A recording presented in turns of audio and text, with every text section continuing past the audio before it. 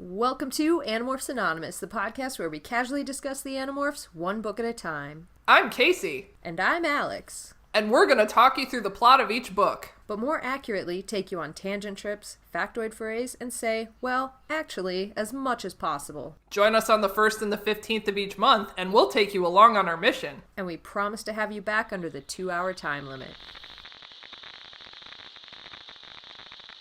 Ladies and gentlemen, I have a grave announcement to make.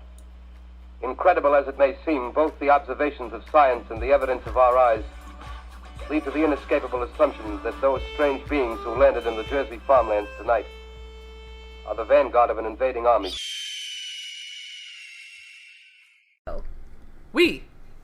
It's working! It's working! Excited. Talk more about Andalite booze. So, I was wondering, hi, my name's Joy. I'm new here. Hi, Joy! Hi, Joy! I was wondering, because we have a full axe spread of food here, chocolate-covered popcorn for the salty brown globules and cinnamon buns. We do not have the grease, But soon. but we have booze, and since it's a kid's book, Axe has never consumed alcohol in human form. But I'm wondering if Andalites make booze, and if they're crushing the grapes with their hooves, if they get drunk while actually making the wine. That's so cute. I feel like that's totally... I would love to see that district, first of all. But also, like, I would just love to see the Andalites that are, like, super scientific about their grapes and, like, how they grow them and where. Oh, absolutely. That would be amazing. They have, like, Andalite sommeliers and shit. Yes. And a rule about, you can't drink if you can't stand because they eat through their hooves. And also, you can no longer crush grapes if you get too drunk at work. You could have a beer run, literally, where you put beer on the ground and see how far you can run before you're too drunk to run anymore. God. That is the Andalite Drunk Olympics. Okay. Oh my god. This is like trying to explain to Andalites when they come here, like, no, at the Kentucky Derby, people run on the toilets, but on Andalites run in the beer river. Right? This is amazing. Oh, Willy Wonka would be awesome for Andalites because the grass is edible there, too. Oh my god, that would be so amazing. And they probably have the best grass in the same place they have the best grapes, if I had to guess. I don't know. I freaking love it. I think they need different soil, like grapes and grass. Do they? Like less acidity or something for them? I think grapes need more acidity, but I'm not sure. I don't haven't. know. I will ask the next time I'm at a winery. I'm sure someone would love to talk about it. I'm sure they would. Someone, somewhere. Man. Well, Yeah, so that's our segue into the book about not Andalites. Yeah, not really. I mean, there's Andalites was- in it. Yes, it is. Yeah. It is from the perspective of an Andalite, a first female too. Yeah, with a tiny, delicate tail blade. A little beautiful tail blade. This reminds me of one time in college when Kaycie asked me what was the difference, or like why did orcas have different size fins? Like why are the males so large and the females so small? And I told her they were childbearing fins. So That's not true in every species, though. I found it interesting that we chose to make, a smaller Andalite female, like Sue, our lovely Tyrannosaurus Rex. The females are larger than the males, so that's very true in lizards, and I don't think Andalites are descendant from lizards, but who knows? Like, they're an amalgamation of things. Yeah. Lionesses are pretty, strong and built more for endurance than the guys. yeah. Who are just, like, bat each other on the nose and like, okay, cool, bro. I'm scared. I'll get you next time. Yeah, I look just really good this time. Suck it. Yeah. Yeah, that's true. But it's also interesting because a lot of birds, specifically raptors, the females are the larger ones by at least a third of a size. So that is interesting. It's just an interesting choice. Not that a lot of the alien biology necessarily makes biological sense in biological sense. I can speak words, I promise. We've already been drinking. I'm doing this run sober, everybody, so we'll see. luck. I'm so sorry. Yeah, seriously, good luck. Why, if I may ask, did you choose to do this run sober? I literally just did not get a chance to run out and grab beer. You should have told us. I would have sent you some in the mail. Oh, can you do that? Is that like if you don't tell them what's in it and pack it really well, then yes. So like when they say, does this contain liquids, fragiles, or perishables? You just say no as you shake the thing and it sloshes around. I think you can say, yes, it contains liquids, but obviously it's not perishable and fragile as long as you pack it well enough. If they contain liquids, they don't want to send it air. So definitely still tell them it contains liquids because water expands when it freezes. And when pressure is lowered, like in an air hold, And it explodes. it expands and then it explodes in the cargo hold. And it might damage other people's property too. And everybody gets really upset about it. This is your science lesson for today. Yay! On expanding laws. Yeah. I also, I don't know. I would tell them it's liquid. I would not tell them it's alcohol because I think that has something to do with taxes is why you don't want to tell them that. And also distribution of it. I think it matters more for imports versus exports because I can get a crate of wine in the mail, but it has to be a domestic distributor, not a export. That was import. Super important for Hawaii, too, because I asked about that when I was trying to get the Maui beer before they started selling it, locally. And they were like, we just can't ship it to you. They're like, we can ship it to other states. We can't ship it to you. And I was like, this feels like discrimination, but okay. We can ship it to literally everyone else except you, because we just don't like you. Yeah, exactly. If anyone else called and asked us, we would send it to them. It's just you specifically that we're not going to send it to. That's kind of a dick move on their part. Yay. Oh, God. Yeah, special. So, all right, well, Joy, tell us how you got into Animorphs, and we'll start there. I went to a book fair. I picked up the first book of Animorphs because the cover looked cool, and there was a little flip animation at the bottom, which if you don't have a copy of the physical book, I noticed this on my reread. They do have a morph transformation at the bottom of the pages. So this is a flip book. And then I pretty much read them in order as they came out. Wow. That's unusual, I think, for most people. Yeah. I think when my mom found out that, I was reading, she was like, I'll get you the next one, and I'll get you the next one. So, and did your mom know what was in it, or did she I don't think my mom has ever read the book, but she's going to listen to this podcast. Hi, Mom! Hi, Joy's mom! Hi, Joy's mom! Welcome, we're sorry for all the swearing. Oh, no. Does have a rating. I think she'll live. Okay, good. I think she'll be okay. Because we end up swearing a lot, usually. Yeah. Yeah. That's really unusual, though. I don't know anybody else that really, maybe Stephanie, but not many other people, read the books all in order. And even, when we ask questions, on Facebook and stuff, people are like, oh, I like Tobias, so I read Tobias's books. Mm-hmm. And then, except for the Chronicles. I think I read the Chronicles out of order because I was just going 1, 2, 3, 4, 5. So it took me a while to realize that the Chronicles actually weren't DBZ movies that don't exist in the common timeline. These actually happened in between specific books, and they obey the laws of time. Which is very unusual for a series. Right? So I read the 3 Chronicles. Okay. By themselves out of order with the rest of the books. It's fine. That's fine. And I mean those are out of some of them flip-flop back and forth in time. But this happens before the series. So this wasn't so bad. This is just background information, which is really cool. And I had forgot until we got to the Hork-Bajir book, the one where they were freed from the Yeerks, that we actually met the Hork-Bajir as a people before this book. Yeah. Which was really cool to they're not just hulking monstrous people. They actually have a culture, and we can discover it outside of the Yeerks. They're not just their shock troops. So I really appreciate that she wrote this background. Knowing it, then every time they fight the Hork-Bajir, they're not the Foot in Teenage Mutant Ninja Turtles. They're not they're not a disposable enemy anymore. Right. They're a people. You killed someone, not just a Yeerk, but someone a Yeerk is wearing. I was gonna say, it's especially hard because the Hork-Bajir are so, like, inherently gentle and non-violent. Mm-hmm. Yes. Like, that just makes it so much worse for me. So much worse. Like, you don't feel sorry for the Texans. Like, Yeah.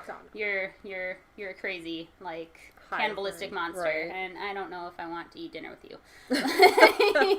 Yeah. But, like, I will offer a Hork-Bajir the tree in my backyard. Like, yes, it's not very tall. I'm sorry. Yeah. And it's like, I was going to say the same thing as Kaycie, and it's brought home every time they interact with them because, like, even when they come over, they're like, would you like some bark to eat? Can I offer you anything that I have, please? Like, it's just, they're so great. They're so great because they haven't been changed, like, as much as one would think. Like, you know, we talk about the trauma that Jake and Cassie and Marcos and Tobias and Axe go through in the books because they are fighting a war.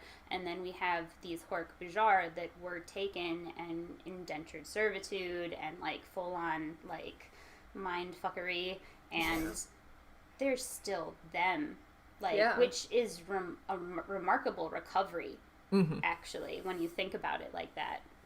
Do you think it was because they were so simple, or do you think it's the way they are as a people? I think it has something to do with them being simple, but even, like, let's say they have, like, a childlike intelligence. That's referenced, like, several times in here. Like, idiot is actually a term in psychology to denote the intelligence of a 3-year-old human child. So... I would call them idiots, yes. Like, I don't mean it as an insult, but, like, you know, for a bar of reference, you know, children can be traumatized. You know, we deal with that, and they might only resolve it, like, when they're older and can comprehend it. Yeah. But, so I think part of it has to be their culture. Otherwise, you know, like, their current level of intelligence would still have ramifications of the trauma that they have suffered through, or at least more than I see in this pretty little enclave in the very Shakespearean outer story. Yeah, that makes sense. I would agree with that. I have thoughts on this book. Yeah. Well, I can start reading through the story. Hang on. Okay. Can we talk about the cover first? Oh, Okay. yeah, let's talk about the cover. And do you have, in your digital files, do you also have the inside image as well? From the step back page, if we're using terminology we learned in Chronicles. No, I don't think I have that. Oh, let me send it to you, because there's a very weirdly sexual ass. Oh. Okay, yeah, I didn't think of it that way. But Oh, yeah, I see saw it, now. and I was like, oh my god, what the fuck? Okay. Okay, I just sent you the step back image, but talk about the cover while that's loading. Okay. Well, okay, so first of all, not really what I pictured a Hork-Bajir looking like personally, but why the fuck does he have a 10-pack on his neck? Why is his neck completely shredded abs? Put that under something that I never expected or noticed to answer to. I didn't expect it either. I'm very, very upset. See, like, okay, in this... I mean, maybe he can just hang his entire body from the tree by his neck. Oh my god, he just does, like, pull-ups with his neck. Yeah, just, like, bite down on the tree, and then move all of your body, and then re-grab with your claws on all of the sides, and then you're fine. God, I wish I could do that so badly. That's all I got. It would help with dancing so much. Okay, and I'm looking... Their shoulder rolls are boss. I'm looking at the interior image now, and it's not quite as bad. It makes a little more sense. It's more like a dragon sort of neck. It looks like the back. But I'm getting... Oh, yeah. You're Oh, right. my I'm back. getting a very, like, Boris Vallejo kind of vibe from this. Yeah, the centaur lady with the sexual ass. Except Yeah. there's no boobs in this one. You could see, will like, say, her butt it's dimples. Yeah, she's got very pronounced butt dimples. That implies that she's not a mammal if she doesn't have boobs. Oh. Andalites are not. Although, I don't really know how to, like, their Yeah, genobiology. I don't know what to, like, yeah. but like I said, you know, the biology of this book, like, Is- the xenobiology of this book. Is interesting. But, like, only mammals have breasts. It's a thing. Stuff you don't think about until we talk about alien species. Exactly. And I think this is the first time, too, that we've seen, like, the fluffy end of the tail, too, on the Andalite. I was going to say, actually, the Hork-Bajir, like, the end of the tail, like, there's a similar, like, secondary one that looks a lot like hers. Maybe hers is sharper. Yeah. And I thought their tails were supposed to be, like, stumps that they could... I don't know, maybe it's... Yeah. They just fold it like it is in the image and rest on it, but I don't know. Oh my god, he's got like a man torso. It's really upsetting. He's got like a... No, it's like a man torso, but then his abs are where his pecs should be. Oh my god. And then he's got like a gut area in the middle. And then I wonder how they're even built to, like, digest bark. Like, it would have to be like vultures, right? Like super high acidity to break it down. maybe. I mean, like, deer eat bark in Yeah, the winter. yeah. I'm trying to think what else eats bark. Something else has to eat bark in, like, Asia, because we discovered cinnamon trees, and somebody went, like, that's a great idea to just lick this tree right here. Like, that's... They did it. I want to do it too. And like even horses will eat bark in the winter if they have nothing else to eat. Yeah. So I'm definitely getting like a carnivore vibe from this rendition of a Hork-Bajir. yeah. Also, can Andalites turn their heads? Not according to the books, but here we are. Okay. Let me just tear apart this beautiful illustration. I mean, the illustration is relatively good. I wonder if it was done by the same guy that did the main series. I don't know. It's David Mattingly, I think his name is. Oh. I want to say, but yeah, I don't know. I like that hand. The hands It's a beautiful hand. Yeah. Very good resting position that he illustrated those in. So many fingers. Not sure the So many perspective makes sense. Anyway. I mean, the perspective. What are we doing? This is fine. This is fine. This is all fine. Oh, I never noticed that there's little like Hork-Bajir lizards climbing the trees in the background. You didn't? I didn't. I just like glossed over that to look at her butt. Honestly, That is I like don't. that is a very spend a lot sexy of time. Andalite, which is upsetting. It is a very I like that you can see the blue mist on the bottom, actually. yes, Oh, very good yeah. callback to the book. That's a nice bit of detail down there. Yeah. I guess you kind of get that you're in a valley because you can see one of the walls, but, like, I guess it's more like Grand Canyon meets, like, Great Redwood Forest. Yeah. Uh-huh. If the redwood grew down the side of a Grand Canyon. Right? Which is but, like, the way that they describe it is the trees were still level at the top, so it's, like, a very strange look. Yeah. But a good illustration, probably one of the better ones, I Yeah. would say. It's fine. It is fine. I wonder Just- why Andalites have such large ears when they don't communicate by sound. If I had to take a stab at it, I'd say because they're the prey species, so they still have to be attuned to the environment to know when to run. Mm-hmm. But that's my only guess. Because they're pretty. They use them to communicate like horses. I don't know. Do they swivel? They never talk about, like, the Andalites, like, flicking an ear at you, though. I think that would be, like... True. True. Axe flicked his ears. He was angry. I don't know if they swivel. They don't look like they can swivel. Yeah. They look They're eye like sockets? elf ears. the ears. Oh, the ears. Yeah. Yeah, they're like elf ears, but non-swivelable. So I'm looking at the cover again, and like Aldrea's expression, she's got like the cocked eyebrow. She just looks so freaking coy. She's like, yeah, what of it? I'm dating a Hork-Bajir, whatever. I like that I her do what eye I stalk want. eyes are angry too. It's just good. It's interesting that all four eyes are focused forward. Mm-hmm. Yeah, because that doesn't happen often. Although it Right. does happen in this book. It does happen a So- few times. I think they do it for emphasis, but, you know, more often they're talked about the eye stalks are looking behind them simultaneously. Yeah, Huh. that's crazy. I I'm think glad it's you even wanted to talk about the cover. we go deep into the cover. I think it's even talked about sometimes, like Andalites in the military. It's like considered reckless to like point all of their eyes in the same direction at once. I think that was mentioned in Andalite Chronicles, maybe. That's how you know Sounds they're serious. plausible. It seems like a power move to, like, look at something with all 4 eyes. You know? It kind of is. Like here, it's like standing with one leg up on the Yeah. desk, like staring at somebody. On Andalite, it's all 4 eyes focused. I wonder if it's even like I don't consider you a threat. Oh, yes. You know. Oh, that's excellent. Like, I don't even care enough to look all around because Yeah. you're so weak. I don't give a shit. I like that. I like that a lot. Or I'm so freaking badass that if somebody sneaks up behind me, I'm just gonna point a gun at them without even looking at them.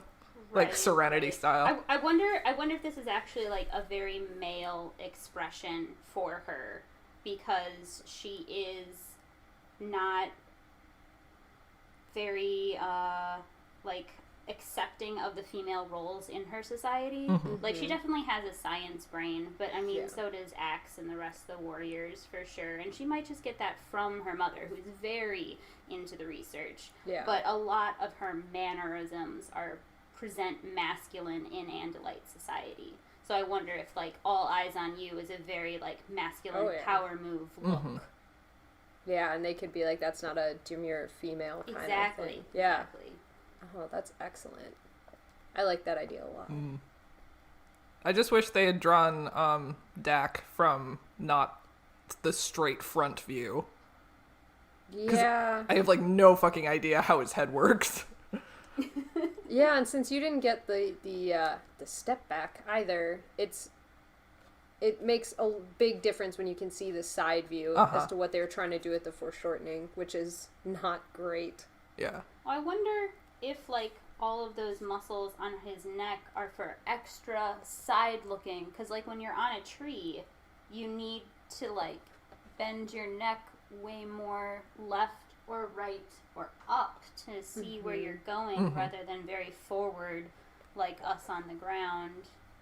Yeah, that's true. Because if you look at the guys climbing on the tree, all of their profiles are to the side. Yeah. Interesting.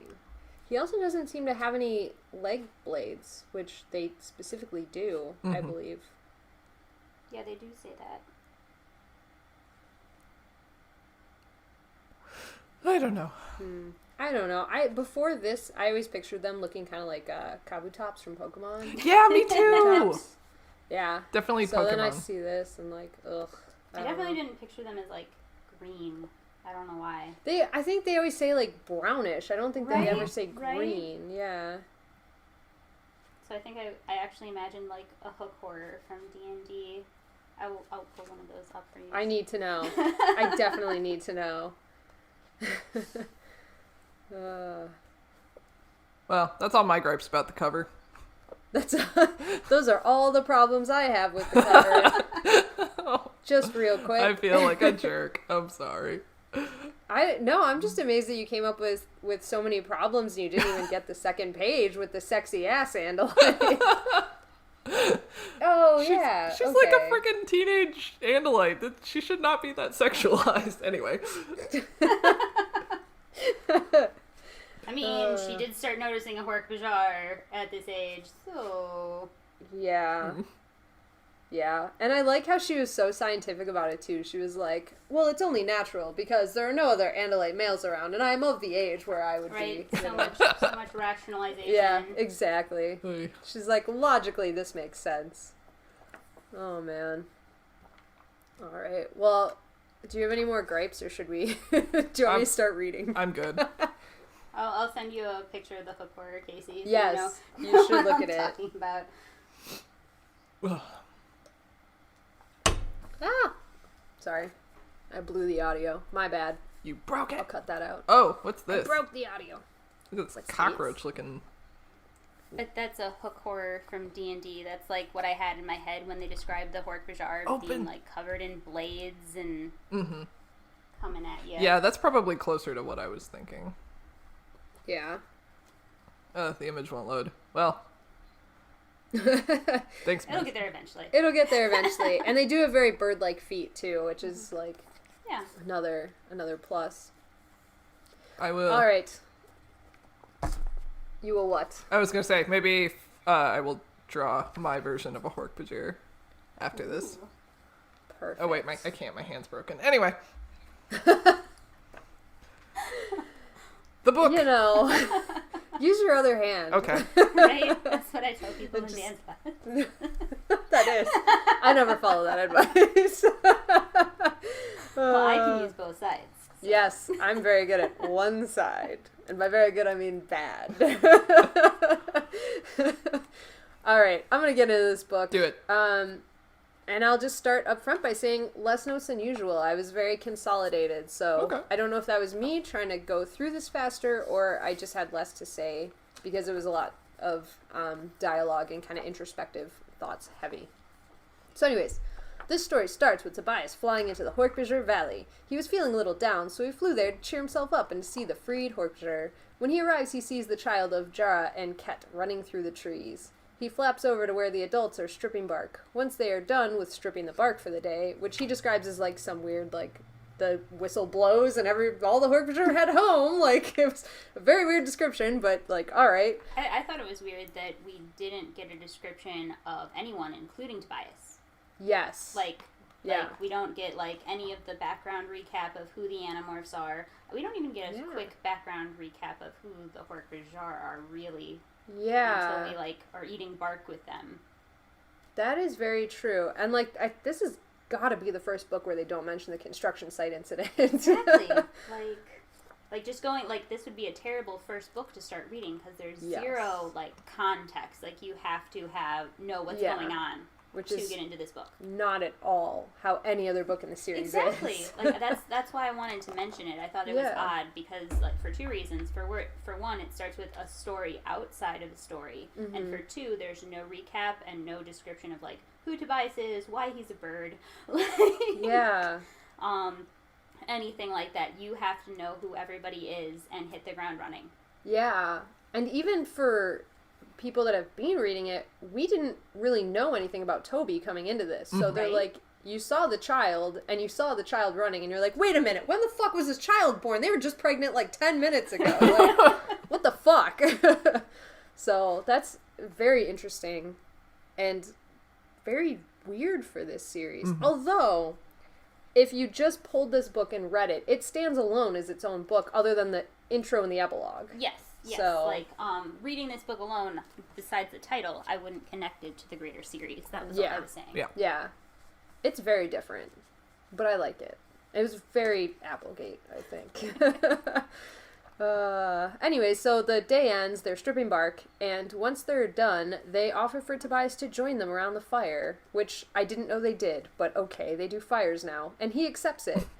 I want to make a 90s reference here. I'm ready. It's very Are You Afraid of the Dark? Yes, the Midnight Society. And Kaycie, if you're making a drawing when your hand is better, Yes. they describe Toby as a stegosaurus squirrel, and I think you should start with that drawing prompt. Actually, I think you could strip out all the other details you know about the species and just draw me a stegosaurus. A Stegosaurus squirrel. Please. Okay, Please do that. I'm on it. Yes. That's what I really want to see at the end of the day. The cutest hybrid. It would be adorable. Yes. I'm not gonna Yes. lie. All right, I'll stop interrupting now. No, you interrupt away the whole time. This is So, oops, sorry, Kaycie. no. Go ahead. Okay, so Jeremy says they're going to tell a story, and Tobias is a little apprehensive because he's like, these guys all talk like 4-year-olds, so it's gonna be like, and then my mom did this. Oh no. But I was picturing like when the Ents start having their little Ent conference, the Ent moot, Oh, yeah. and it takes them like We 12 just hours. finished We're just first. saying that. Yeah. Anyway. I would Yes. like to say, like, Tobias turned down options about Father Deep and Mother Sky, and also Jubba Jubba. Like, there are other stories that we could have heard here. so many stories.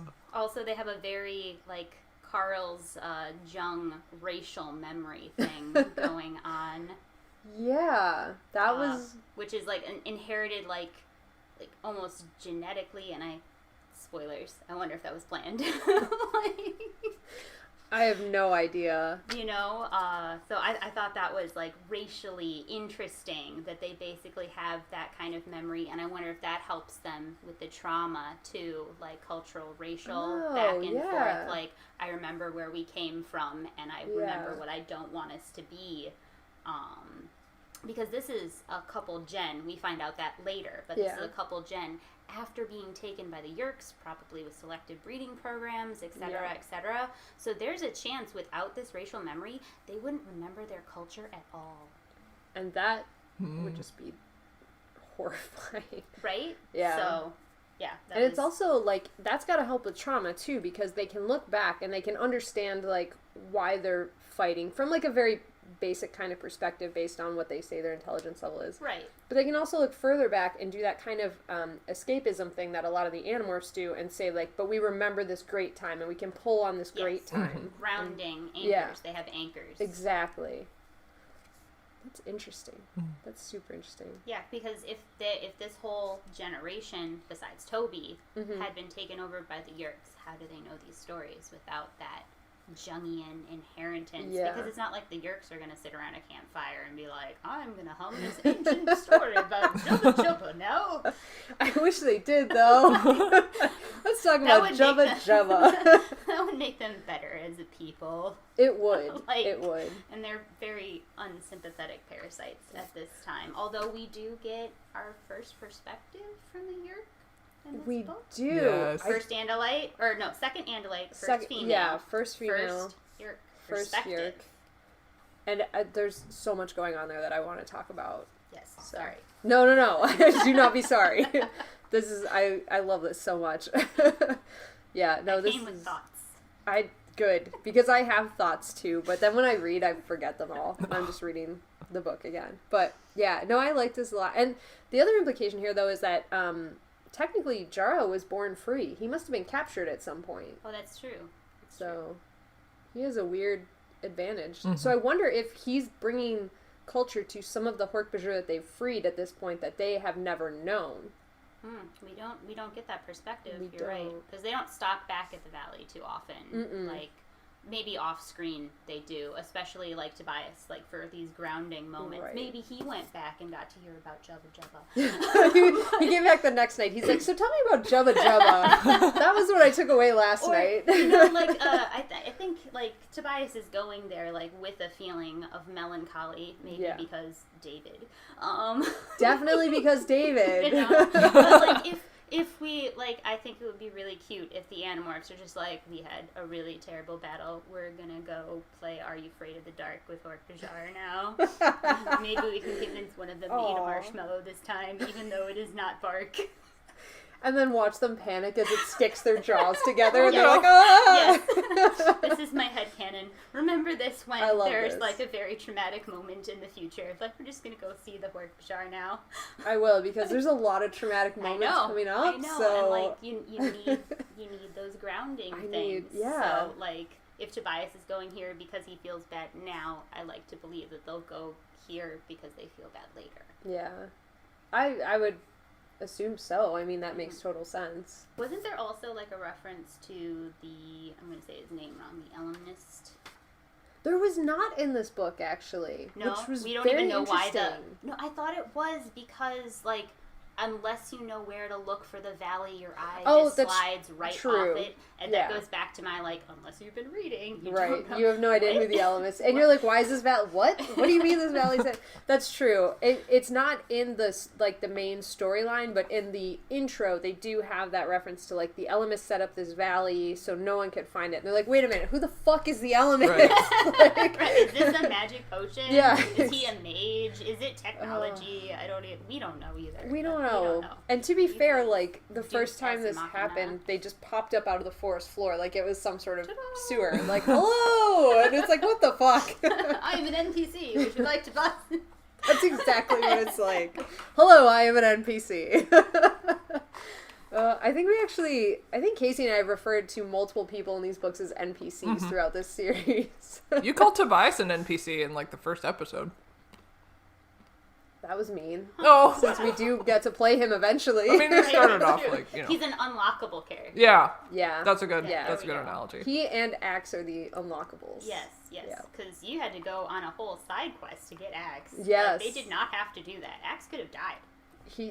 Very easily. Yeah. Oh my god, can you imagine? I love Axe. I love the love boy. Axe, too. He's my son. I'm adopting him. Kaycie. Kaycie said something to me last night. Like, I said something like, okay, like, don't spoil it for me, but tell me whether or not you like this book. And she was like, there was no Axe in it. And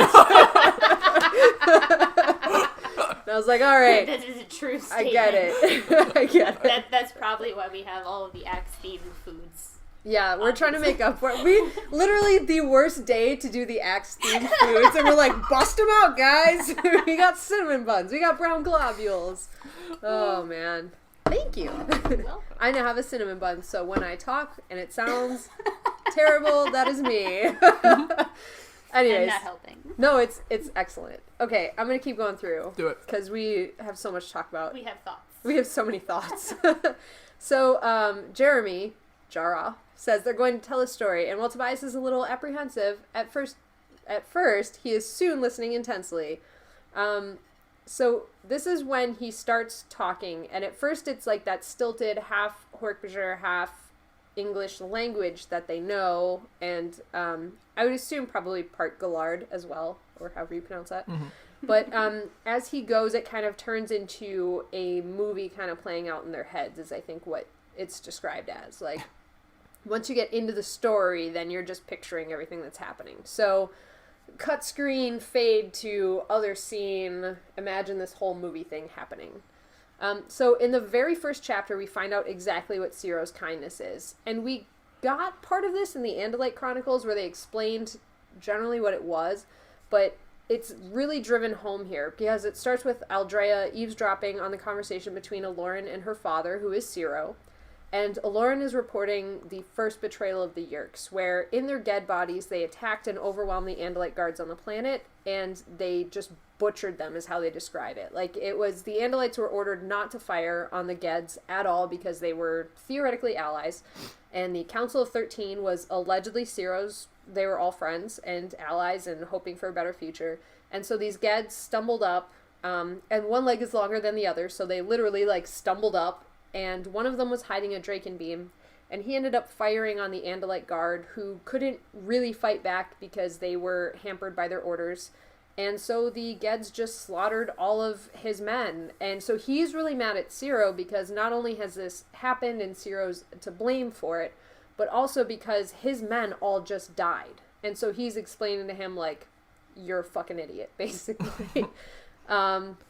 Yeah, and then the Geds stole the Andalite fighters, they escaped into space, and then partway through somebody runs in and gives this report about how the ship landed on the other side of the Yeerk homeworld for about an hour and then left, and what they were doing was picking up something like 250,000 Yeerks to go infest other species on the planet. Which is super scary numbers. I think this is an interesting setup for when we first meet Ciro, especially when we hear about Ciro's kindness and all that. Yeah. And then we were just talking about how masculine Aldara was on the cover, and in this, like, Ciro is kind of her foil. Like, he wants to be friends, he doesn't want to fight. She's, like, very, you know, combative first and, like, negotiate second, and he's very negotiate first. What do you mean they tried to attack us? Yeah. Like, we're friends. And he even refuses to believe it as they tell him. He's like, not, the Council of 13 doesn't know about this. Like, we're allies. And they're like, no, dude, they fucked us up. Right? He's a Yeerk sympathizer. Like he's obviously not a politician. You No, know? right. Yeah. Like, I wouldn't even say he's necessarily, like, a negotiator. He is, like, a capital S, like, scientist. Like, oh my god, we discovered these things, and they're totally sentient, and it's first contact, guys. Right. And he's, like, totally, like, nerding out over it, and everybody else is just like, you're, like, crazy. Yeah, don't hand them the secrets. Yeah, don't, like, right? you know. And then it's so sad to see that, like, all of his excitement and his work becomes the fable, the lesson of the Andalite people. Yeah. And, like, to hear that from this perspective is just so... It's heartbreaking. Yeah. It's heavier here because we get it from this perspective. And then even later, and when I read it, it didn't feel to me like a mocking sort of phrase, but even when he, just to skip ahead, they're describing the death scene when the Yeerks find them and destroy their scoop with 3 of the 4 Andalites. He's described when she's like, I can picture it clearly. I can picture what they're all doing. She's like, my dad dreaming his beautiful dreams or whatever. It's like, even then, like, he hasn't given up on everything. Right. According to her, anyways. I mean, in his own head, who knows? But he still seems like he's a scientist and he still has this, like, vision of a beautiful future that they could have, you know? Mm-hmm. Right. So she seems more jaded than her father, which is odd. Yeah. Like, there's still, like, the element of, like, youth where she, like, doesn't understand what's going on and she's eavesdropping on the, like, you know, everybody's conversation and stuff like that. But she's kind of on the side of Lauren on this. Like, Dad, what are you thinking? Yeah. Like, which is really an interesting juxtaposition. It is. Because we're getting it from her perspective. So, like, we're sympathetic to Ciro, but, like, we want to be on Lauren's side. And this is, if you've read the books in order, after we know Lauren. Yeah. And, you know, so is there that push-pull of we don't want to be on Lauren's side in this. Right. You know? Because, like, we know the twist of this book. If you read the Andalite Chronicles, you're like, motherfucker, we know how this is going to end. Right? But, you know, but in this moment, he does sound very logical. Yeah. You know, angry, but justifiably angry. Mm-hmm. And even, this is another point I want to talk, I'm just skipping all over, apparently, but, Espelin, we know who that is very soon if you read any other book, but you wouldn't know it otherwise. But when he's talking in this book, I'm sympathetic to him. Right? Right? Which is so weird. So weird to get that, like, in his chapters, certainly. Outside of his chapters, like, the switch is very easily flipped there. Mm-hmm. And it's interesting to empathize with a parasite, you know, because, like, they're not symbiotes. That's I think that's the big failing of the Yeerk as a people. They could be symbiotes, but by nature, they're parasites. Yeah. And even, Ciro argues that, actually, in this first chapter, that, like, with the Geds, it's not even like they're taking over a species. Like, they're practically, you know, symbiotic relationship, but then it's like, no, dude, they're still not. They still have to take over the body. Like, he was almost justifying it to, like, us and to the Andalites. Like, they're not real parasites. The Geds aren't even a thing, really. Well, yeah, but I mean, like, didn't they mention in an earlier book that the actual symbiotic relationship between the Geds and the Yeerks? Like, I don't think so, because a symbiotic relationship implies that both species get a benefit, all right? And in this, only the Yeerk is getting the benefit. The Yeerk gets to experience the world with extra senses. The Yeerk gets to walk. The Ged, what do they get by getting controlled? That's a parasitic relationship. If you, I only have one other comparison, and it's actually from Star Trek, the Trill, which are symbiotes, and Jadzia Dax is our main, like, character perspective on that. Her symbiote is really, really old. She is actually, like, I'm going to get the number wrong, but she's not the first host, all right? But all of the previous hosts' memories come to her, all of that worldly experience. Like, their entire society, they, like, compete to get a symbiote. It's something they not only choose, but, like, they actually want it more than other people.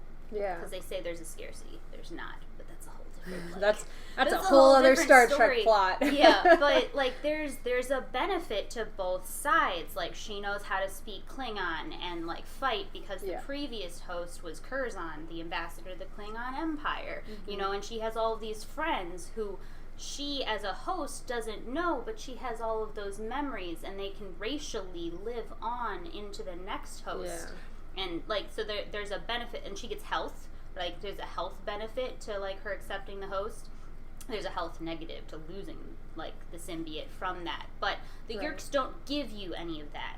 The actual, like, there's almost like a video game like deficit where the Yeerks have to go absorb Canandron rays. Yeah. Like, that's the only thing that doesn't make them the traditional parasite, because traditionally a parasite gets all of the nutrients from the host. Right. And then eats it until it's dead. Yeah. And then leaves and gets a new host. So, like, that is it's like a very video game, you know, flaw, almost like Superman. Like, oh, he's weak against kryptonite. We're moving on. Like, yeah, and it's almost like, I mean, they had to give them the weakness because the Animorphs have the time limit weakness. So it's like you have to... There's a check and balance to it, but I'm not quite sure why a parasite who needs a radiation absorbance to live needs a host also. Like, again, xenobiology. Just moving on. I thought I had heard in a previous book that the Geds did get some advantage to the Yeerks infesting them, but maybe I'm misremembering. I mean, if you find that, like, please tell me. I'd like, because then the Ged are specifically like meant to receive the Yeerks because it's symbiotic, but like to everyone else, it's a very parasitic relationship. Yeah, I feel like I'm vaguely remembering that, but I feel like it was, again, something said in the Andalite Chronicles by Visor 3. Like, I don't know if it was something that was told to us by, like, an independent source, and I also don't know if I'm misremembering that as well. So it's like a biased, like, the Yeerks saying, like, oh, we did this for the Geds. I think so, if I'm remembering it correctly. Yeah, I think they were saying something like, the Geds were no more than, like, stumbling, like, monkey-type creatures, and we, like, elevated them or something like that. Maybe that's what I'm thinking of. We never get any Ged perspective. Like, not only do, like, the Geds rebel, but, like, the Yeerks pretty much leave them behind. We haven't heard about a Ged host in any of the books except, like, this one. Historical, since they've left the planet. Maybe the Yeerks just left all of them on the planet, and the Geds have evolved now. We don't know what happened to the Ged. I mean, they might... The only capacity I could see them in at this point is they're still using the Ged as the training wheels, because it's like, this host will not argue with you when you infest them. Or a demotion. Or a demotion, or a punishment, that could be. Especially when you later get the perspective from the Yeerk, like how limited the vision of the Ged is and the mobility. Yeah. And again, the Ged don't seem very well adapted either, since one leg is longer than the other. What adaptation does that benefit? Like, what? We never know. Even Aldrea is like, I don't fucking know. Like, right? Like, the Yeerk have been controlling you for how long, and they didn't practice selective breeding so you could walk better? Right. No. I don't know. Oh, this is crazy. Yeah. Anyway, plot. Sorry, yes. I'll get back into it. Okay, so then we cut to 2 years later when Aldrea is a little older, and her family gets reassigned to a planet out in the middle of nowhere. And it's a strange planet with... its poles are entirely barren, and there's very little atmosphere at the top and bottom. It's very cold. They said something like an Andalite would die within half an hour of being there. But in the middle, there's this giant, like, green belt of trees and valleys and areas that they can live in. And they say that this happened because a giant asteroid hit it and, like, crushed it. And so it literally was, like, the middle burst out. And so all of this life happened from this middle ring that burst out. So that's a fascinating planet set up. Yeah. And I'm going to throw back for 2 seconds to the Ged Rebellion not taking any of the unconscious Andalites as hosts. Damn. They should have. Right? They fucked up. Right? Also, I wrote down... Aldrea says, "Fool!" Yes! Fool! My favorite part of the series. You fool! Alright, now we can get back to the Hork-Bajir planet, which is, like, really fascinating to imagine, like, an entirely, like, barren rock, almost, with this, like, great valley of, like, trees and ecosystem. It's almost like going to Mars and being like, hey, right there, guys, life. Only in the middle, life. Top and bottom, still Mars. Middle, life. Yeah, it's a really interesting, just imagining how that planet looks is super interesting. Very, very cool, like, astro, like, setup there. Yeah. Astrophysics planetary. I liked it. I have no idea if this is scientifically even slightly sound, but it's very cool. It is very cool. I don't, I mean, we know later, why this is. Yeah. But, like, from a naturally evolving perspective, I don't think it's very likely, except, like, if we think of similar terrain on the bottom of the ocean, we have, like, volcanic activity, and that's where we get, like, all the worms near the heat and stuff like that. So basically you have, like, this little valley pocket of life by the warmth, and the rest of it is dark, barren ocean that, like, doesn't have a lot of, like, traveling fish because of all the pressure and the unhospitable, like, conditions. So, like, there is kind of precedence for it, especially if, like, again, atmospheric conditions, like, there's atmosphere in the valley, but not outside the valley. Yeah. And again, trees make that atmospheric condition possible as long as you have a, slight dome for, like, actual atmosphere, like, what traps the air there, versus, like, the rest of the planet doesn't have air. And even, I mean, they could so easily artificially have that based on what we know about later in the book. When we find out about the planet. Later we know about it, but right here, just like we're totally with Aldrea's mom. Like, ooh, this is the best planet. I want to go to there. Yes. This is not a punishment. This is she's the only one that's like, she's the only one that's happy. And everybody else is like, oh, they're clearly trying to fuck She with was us. Probably miserable on the Ged planet with the Yeerks. Yeah. Right? Oh my god, yes. Oh, jeez. Okay, I'll continue. But yeah, very, very cool planet. So then, as they're being taken down by the pilot, we kind of get a cool glance at this, like, middle section with these monstrous trees that they pass, and, like, Aldrea keeps thinking, like, oh, we're getting to the bottom, but then it's just, like, a perspective shift because the trees are so huge that she's like, oh, just kidding, we're still not even close. It's just a cool overview description. Her brother is disappointed because he's going to be away from all his friends. Ciro is just depressed, but, he's also being punished, so I guess it's working. But they land, finally, on some flat area, which is very uncommon in this whole land. It's mostly on this giant steep hill. But they do find a flat area. They land. They start unpacking all of their equipment. And then we find out through a weird conversation that Ciro and his family were sent here basically to guard this planet against the Yeerks. And the catch of this is that no one even thinks the Yeerks would be slightly interested in this planet because they are just like, this species is stupid and worthless. Dun, dun, dun. And no one would come here. Right. Famous last words. I just loved how this entire section read like when you start watching a movie and it opens with, like, the kid in the car and they're moving to a new town because their dad got a new job. And I was just like, oh my god, I love this. Yes. That is so true. Oh. I got soap in the bottom of my mouth. Damn it, Kaycie, keep talking. Keep talking? Yes. One of my notes is, like, Aldrea was talking a little bit about, like, Andalite society and how, like, females are treated differently than the males, and I was like, oh, I see the Andalites also suffer from sexism. Right? Yeah. Right. No kidding. Ugh. It's almost like caste-based, too, because, like, the females are expected to go into science because they're, like, more intelligent than the men, almost, which, because Axe doesn't pay attention in class. There was a female in the game on later that day. I mean, like, we'll just look at the picture. Like, Axe was obviously distracted by the female. Oh, no. Yeah. I mean, hey, she walks in with that butt. Bad Right? son. There's also, like, so much insult in Ciros Kindness being, like, made the law. Like, it is now, like, almost against the law to be kind. And how does that dictate all of their first contact scenarios? Or, like, this harkens back to how Axe treated the Animorphs when we first met him. Yeah. Like, he's a part of the team now, and he's so integrated now. But, like, this puts a whole different flavor on him not wanting to tell them things. Mm-hmm.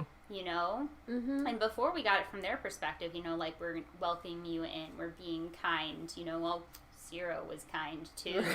Yeah. Yeah. And there's so much like negative connotation with that now that like it gives me a lot more sympathy for Axe's, you know, I'm stranded on an alien planet and they're being nice, but Yeah. And it was really hard in that first bit. I mean, partially just because of the way it was written, whereas now, like, once we're getting to the David arc, they're a pretty cohesive team.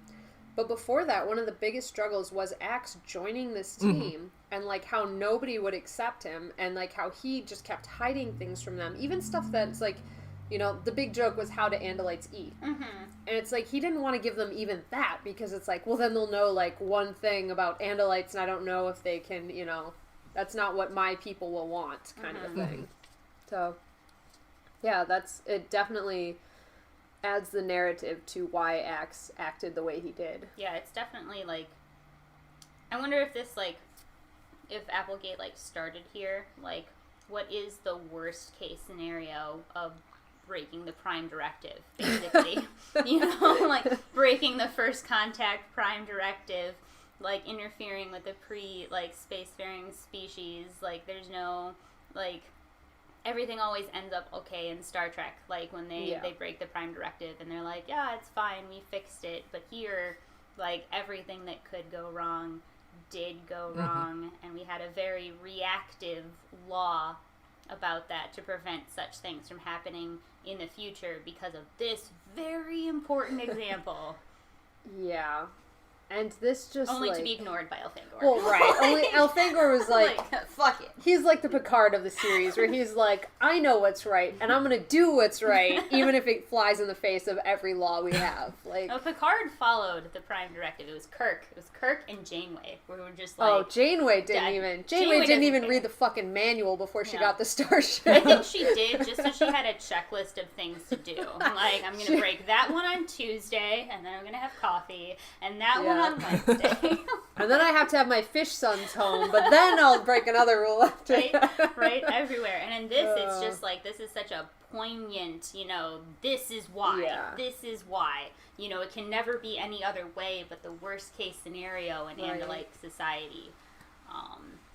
And then by the end of the book, they're like, but also don't trust Andalite society because they're also fuck asses. Like, right? Like, for all of your honor, and, you know, you don't stick by your own people either. And it's like very, let's go back to them not being mammals in a herd. Right.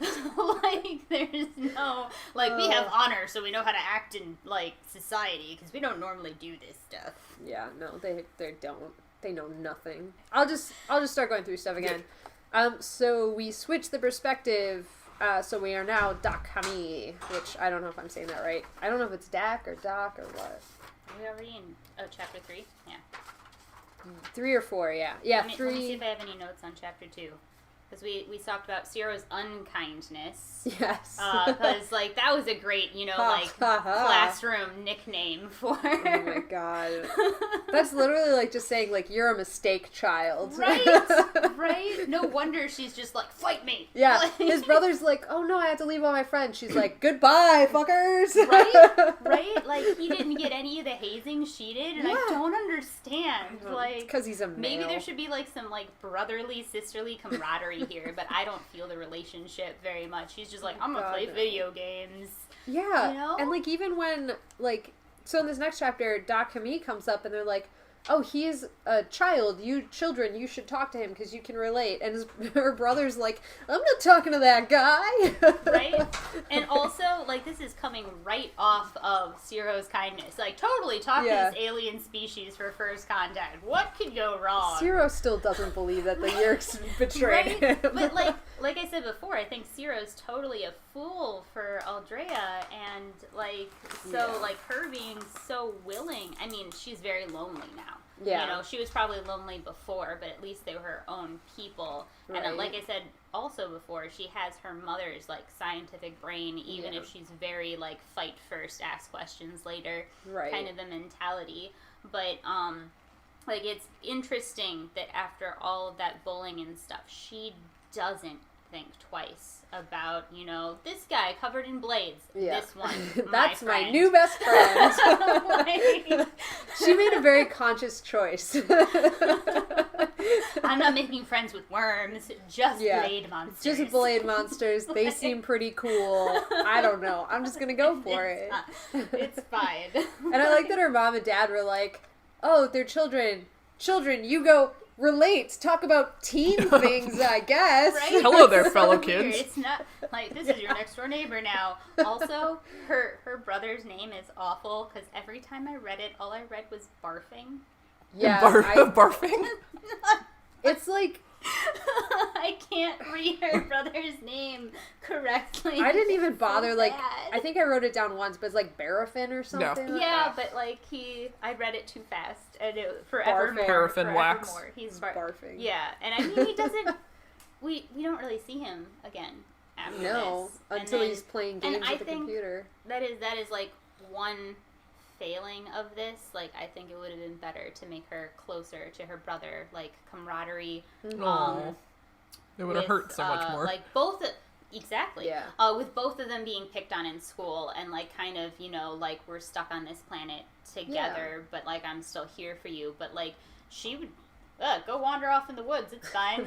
I don't Like give a we've shit. lost our entire society and your mom's having a good time. So you can just wander around in this like non-plane situation and pretend you're a mountain goat. It's fine. It's probably gonna work. Yeah. Also, very lucky that she had morphing technology because it's brand new. Oh my god. That was like the most intense part for me was when she was like, so my friend's mom did this and I just stole it. And I was like, oh, how could you? What?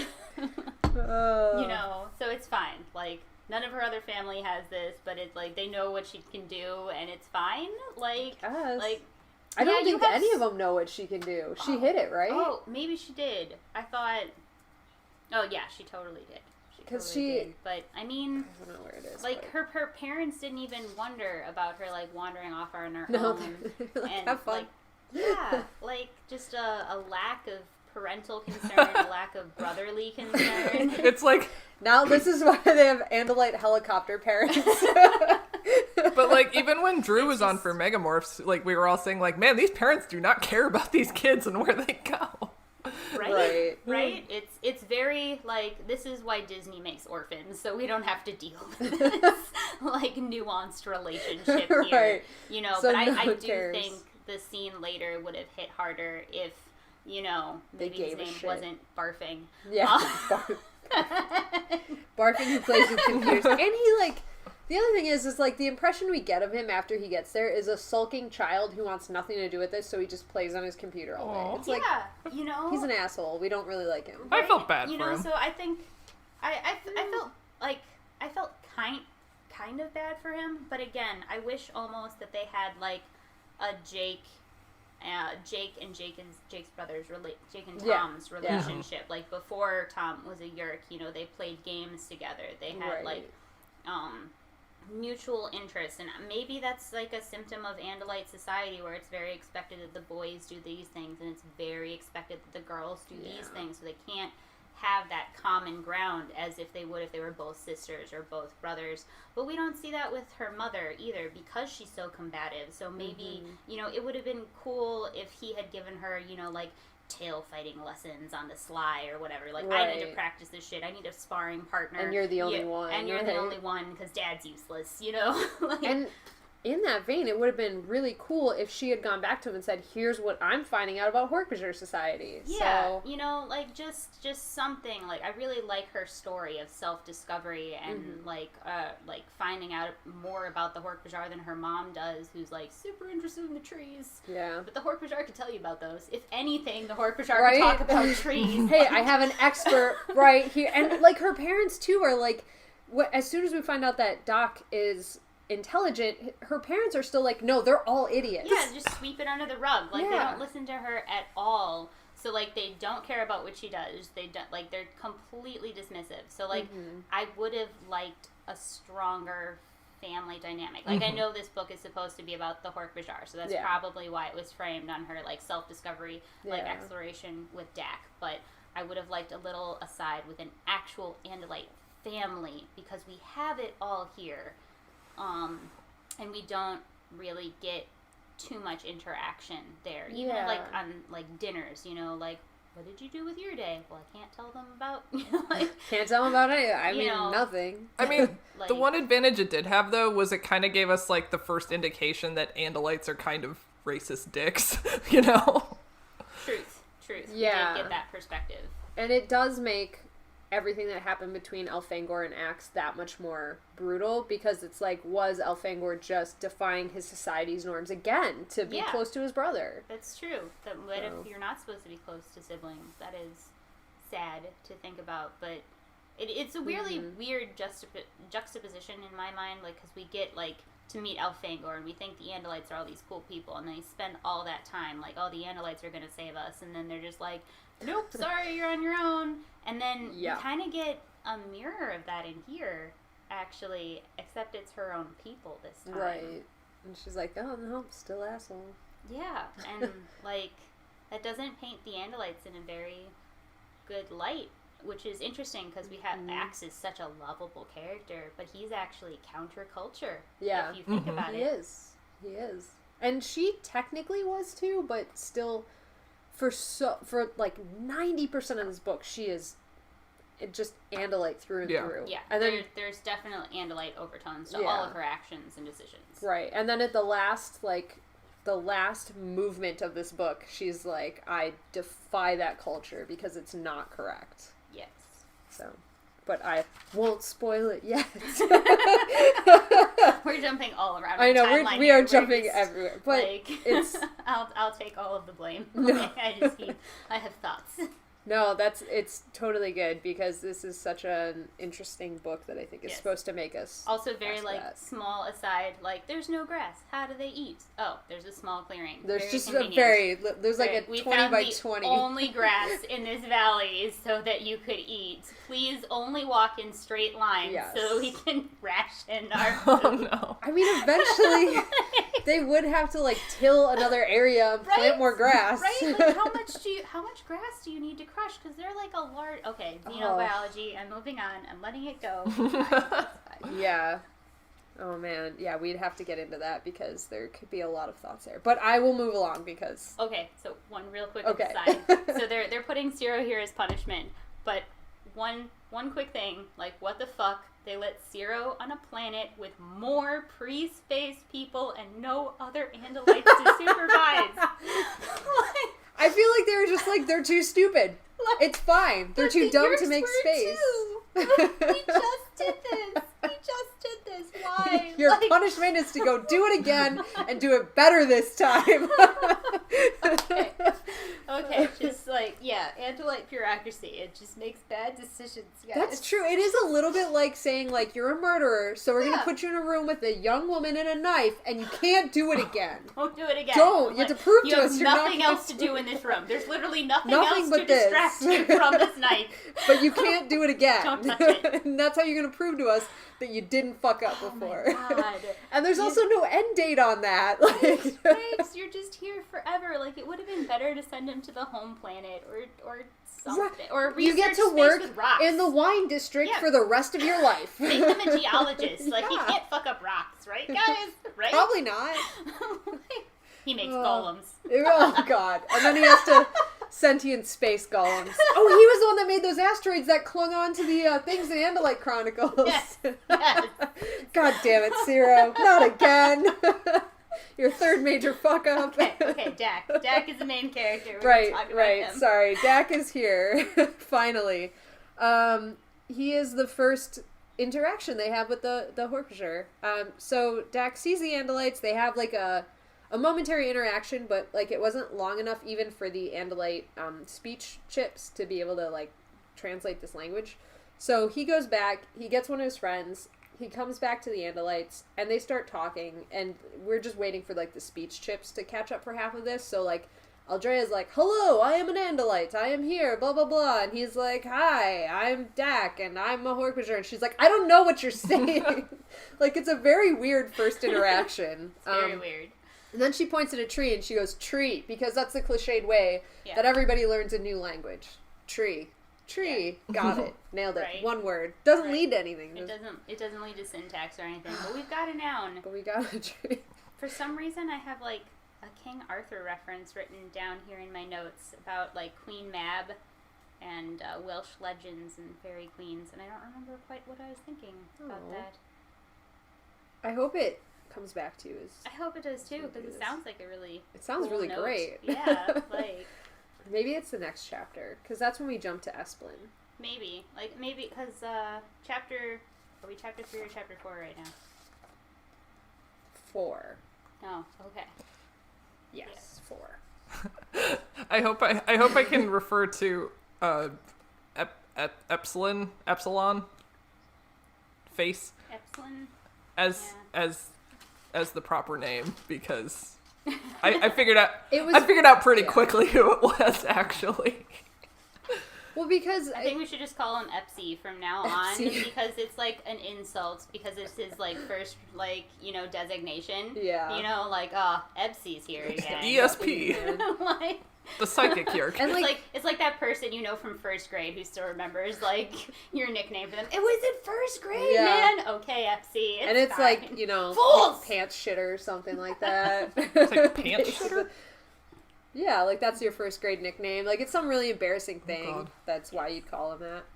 But yeah, I mean, we know from Jake's book where they went into the mansion with his brother. We're introduced to him as Epsilon, or Esplin, whatever his LeBron designation James. is. Like So 66, because they end in double numbers. Exactly. And I So- totally did not remember that conversation when I read this book.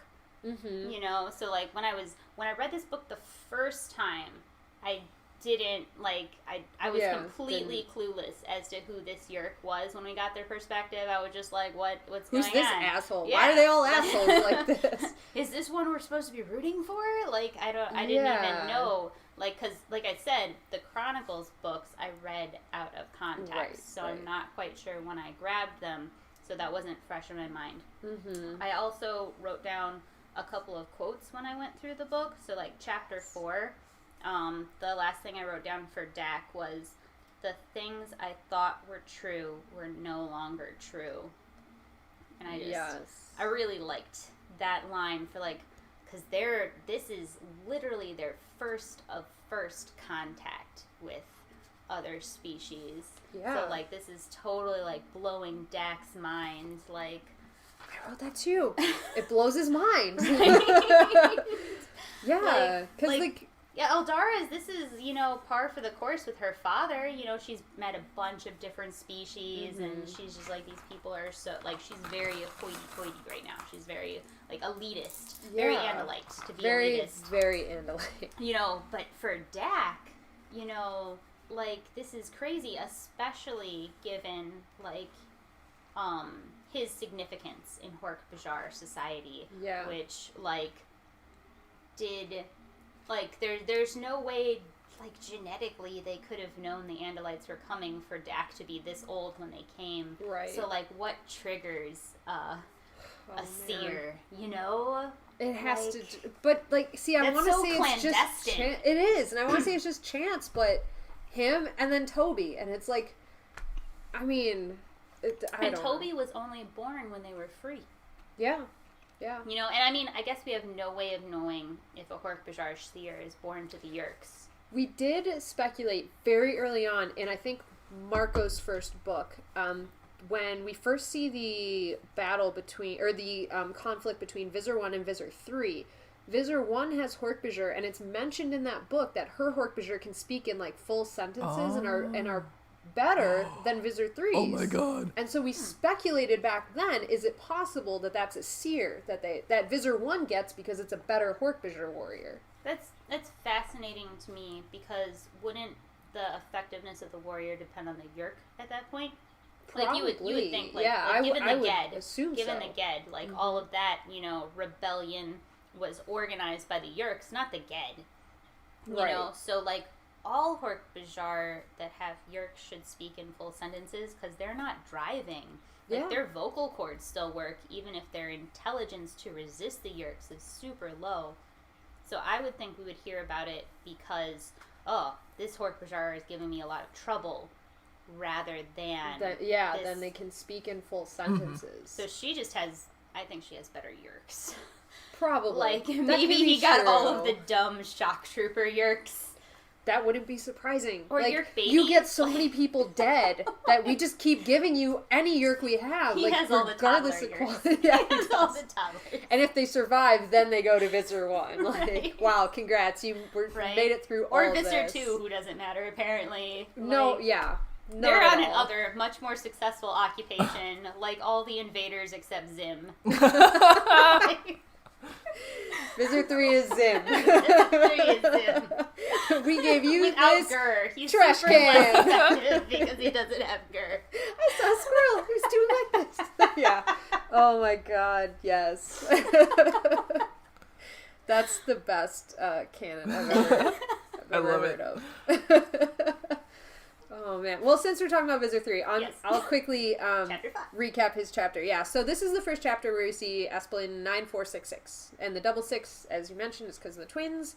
And we get first experiences as a Yeerk, and it's a very rapid fire list. So we find out immediately they're born from 3 Yeerks combining and falling away into a bunch of little pieces, and those pieces create new Yeerks.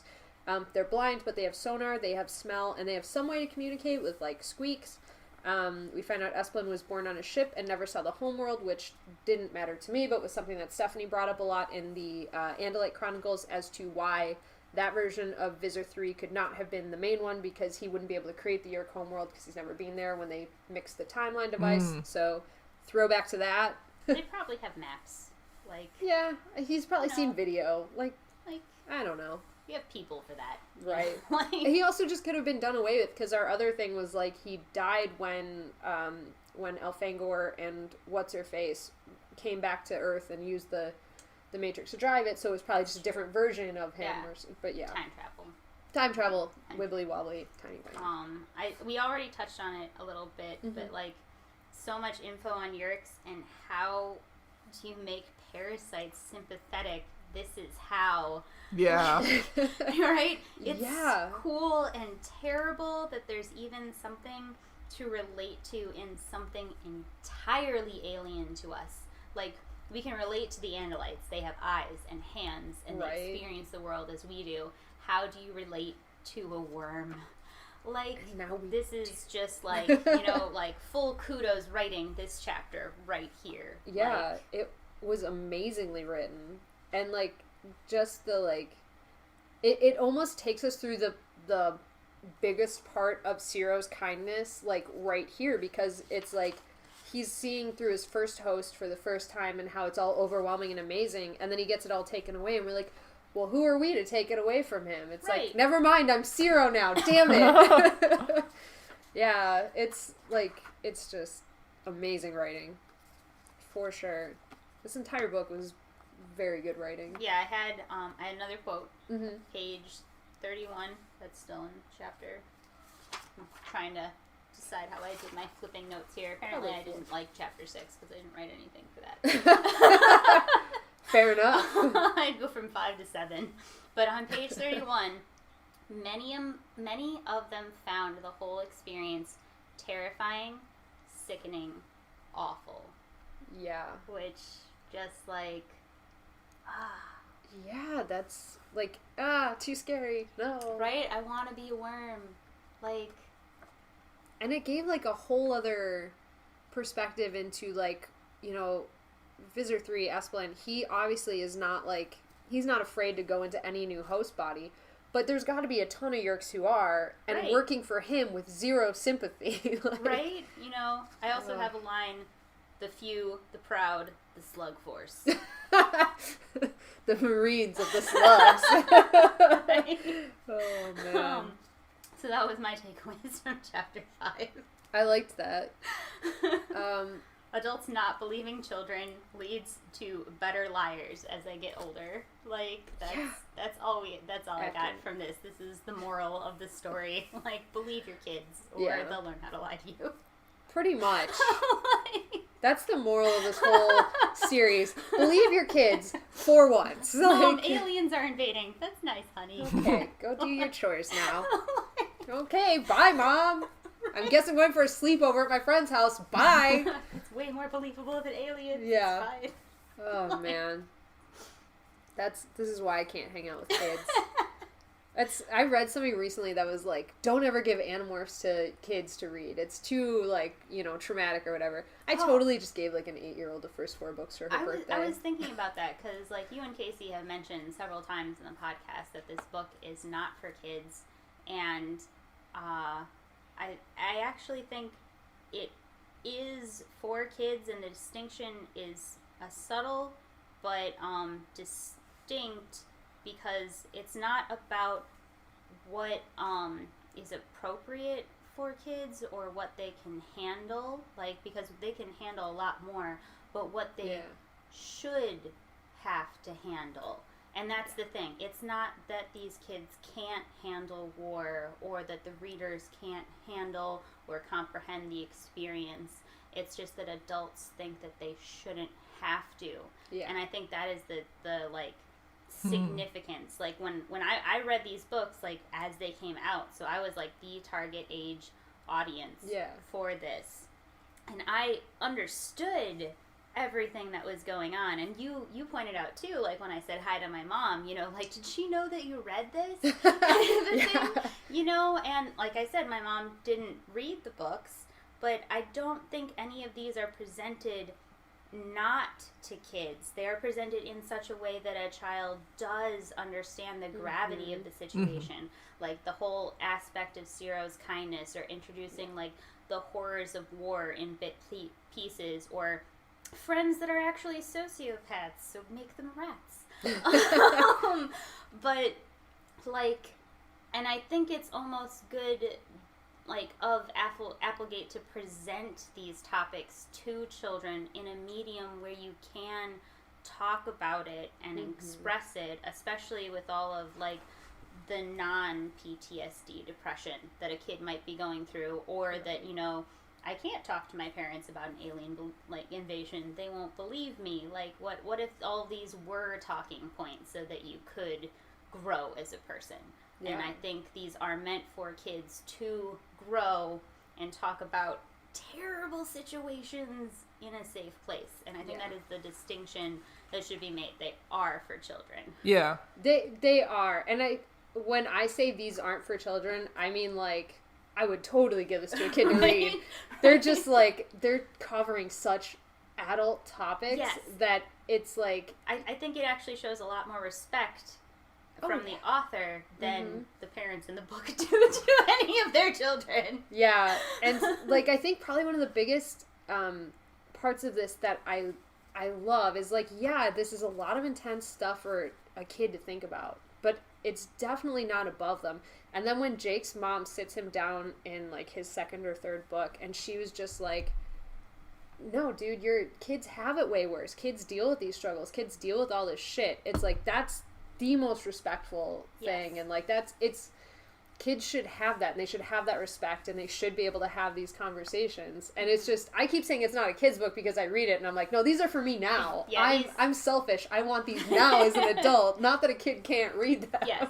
No, I just mean these are excellent topics, and maybe even as adults we shy away from them. And maybe that's why I like Animorphs so much, because, they give us this, like, common ground topics for these conversations, like the third book with Tobias, like, so heavy, and like it dealt with such, body dysmorphia, like, not feeling at home in your own body is a very, like, culturally relevant topic now, and throughout history even.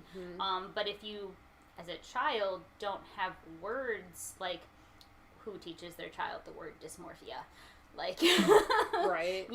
Like, if you don't have words to discuss this topic, if you can't be like, I feel like Tobias right now, like, how do you even communicate that to a parent for the parent to be able to believe you? And how much healthier is it for the kid to be able to get that a decade earlier than anyone else? Absolutely. Like, and I always, like, I knew I liked you because you got my Animorphs reference. It was all about it. Basis of friendship. That's how I choose all my friends. I just drop Animorphs references. It's such... I mean, I would absolutely... Like, it's such an epic thing to talk about. And, like, it's one thing for kids, like, you know, who haven't experienced a lot of adversity in their childhood, and then, like, also being able to say, like, but, you know, like, some kids had it really rough, and then give this, like, example to the people that haven't experienced that, and say, like, this just because you're young. reference to Yeah. be like, I get it now. Like, it's important. yes. I just say it's not for kids because it's for me. I'm justifying me reading it. I wasn't, like, critiquing. No. Like, No, it's sometimes when, just when you say stuff like that to me, it makes me think, like, oh shit, like, there's other people that are out there listening to this podcast that don't get a platform to say to me personally, like, hey man, it's also for kids. And so I just, like, I kind of, like, I speak to you, but I also am, like, trying to be conscientious of, like, oh yeah, there's a broader audience that maybe, like, I'm not, like, describing myself clearly enough, so I want to make myself clear to them, and, like... I'm here for thoughts. Yeah, exactly. It's the thought podcast, I guess. Yes, I've been super excited for this podcast, actually. Yeah, no, I have too. And and that's another reason, like, I was especially excited to have you as a guest on this one, because I'm like, you have such a good vocabulary to talk about things like this, where sometimes I'll be like body dysmorphia. I was trying to, like, talk to Kaycie about that, and I'm like, fuck, I don't have the vocabulary for this. And then I'm like, but Joy does. So I was, like, really excited to get into this with you, because I'm like, this is such a good book that encompasses so many huge moral ideas that deserve a lot of conversation around them. Yes. So I'm super excited. All right, so you can do chapter 6 without interruption, because I have 0 Okay. notes for chapter 6. And the funny thing is I think we already talked about it a little bit. Because this is the chapter where Aldrea is hanging out with Dak, and they've been hanging out for months at this point, and her dad starts admonishing her for not updating her log entries, and Aldrea is starting to say, like, it feels too much like spying, like, I don't want to do that. But then Ciro's refusing to believe that Dak is any more intelligent when she says, like, no, he's my friend, he's smart, and Ciro's like, yeah, no, they're all idiots. Okay, honey, like, whatever. Barf is more depressed, and Aldrea's mom is very happy. She's the only one. And Aldrea's continuing to hang out with Dak and teach him things, but this is about the point where Dak has met her almost, at least in intelligence levels, if not in, like, basic knowledge, you know, quiz. His leaps forward in intelligence are, like, just astonishing. So cool. Yeah. Like, for the rest of their... It's really cool to see that. And I do like that it's a recurring theme between Dak and Aldrea about stupid being an insult. You know, like, you thinking my people are stupid and therefore less valuable because of their lack of intelligence. Like, I love that he keeps bringing that up, because, like, I think that is a not commonly thought of prejudice against people. Like, it's a very easy perspective. You're like, I have all this schooling and I'm better, like, you know. And it's such on the back burner that, like, I don't think Aldrea even notices it until he's like, I'm pointing it out. Yeah. Right? Like, and it takes check yourself. so long for her to pick up and to be able to, like, self-regulate and say, oh no, I'm doing that thing that you keep pointing out to me that I'm doing again. Like, so I thought that was a beautiful ongoing reaction in this book. Like, when we're pointing out, like, Dak getting more and more intelligent, and then, you know, like, Aldrea should still realize that, like, these are people and they have value, and, like, you're not better than them. Yeah, and not only that, but I'd argue that at a certain point in this book, Dak almost surpasses her. I'm going to say it. He surpasses her. Like, and then she's like, oh, this is how you feel. Yeah, my bad. So what I really like about Dak is that, like, from the get-go, he's told he is different, and he is, you know, subsequently more intelligent, and he becomes so much more intelligent as the book goes on, but never once does he, like, express that he feels superior to the other Hork-Bajir. Oh, that's very true. Yeah. That's very true. Like, he is given this, you know, like, you have a destiny. Like, how do they even know that young? You know? Right? Because, like, we don't get later until he's like, I drew a picture of you. That's not me. I am me. Yeah. You know? Like, okay, you have speech and no sense of, like... of self and, like, trying to explain zero. Like, dolphins and elephants can recognize, like, pictures of themselves, you know, and recognize that, oh, you're referencing me, how cute, you know, like, kind of a thing. So, like, they don't have that, like, that like, next to one another. Like, I have an entire speech pattern and a culture, and like obviously that picture isn't me because I'm me. Right. Perspective is just so discordant to one another, and I wonder how much of it is because of the Arn.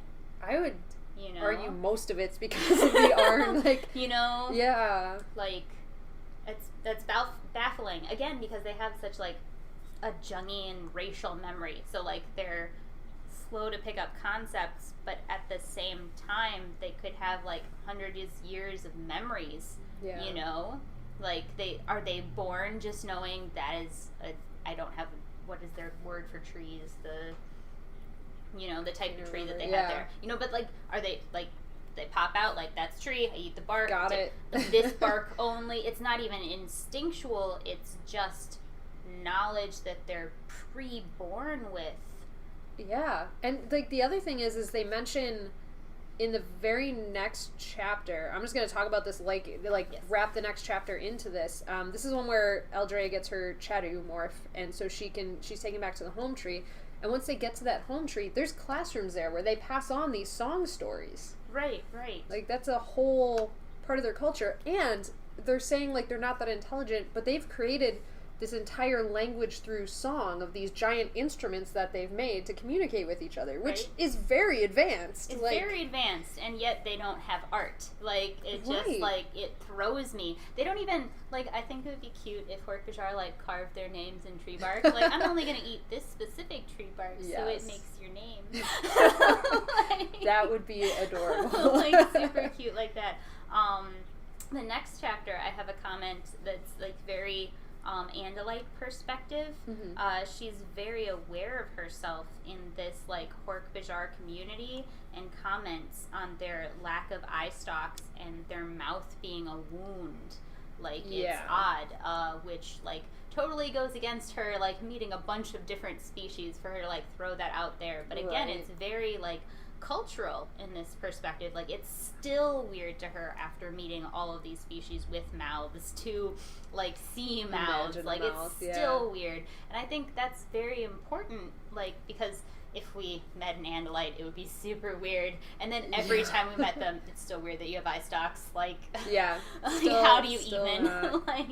And that's like, I don't know. It's something too about like I know I've told this story before, but like I have one friend who can't smell, and for whatever reason, whenever I'm around her, I'm like, "Hey, do you smell that?" And I don't ask this to people a lot, but for some reason with her, I'm like, "Smell that? Smells weird." She's like, "I still can't smell." Like, so I mean, it's Yeah, this is also where Eldara mentions like her morphing power. Yes, And I yeah. had a question, like, why was morphing invented if not to preserve the law of Ciros Kindness? Like, that's literally, like, the best reason ever to morph. Like, they Yeah. don't have to know you're an Andalite. You look You can exactly- study them as them. Mhm. Yeah. Right? Like, the perfect, like, spy mentality, which, like, goes counter to all Andalite thinking methods that we've been presented up to now. Like, we're very like, I'm an Andalite, in your face, I'm an Andalite. Did I mention Right. that I'm an Andalite? I'm here, I'm blue, I'm gonna jump over you. I'm an Andalite and I can look behind me. I have honor. I love that so much. Like- That's so true because they're like, why would I ever want to be another species? Right? Like why, what motivation it developed this morphing technology when they're so proud of being Andalites? Like, that is, like... It had to be a female. Right?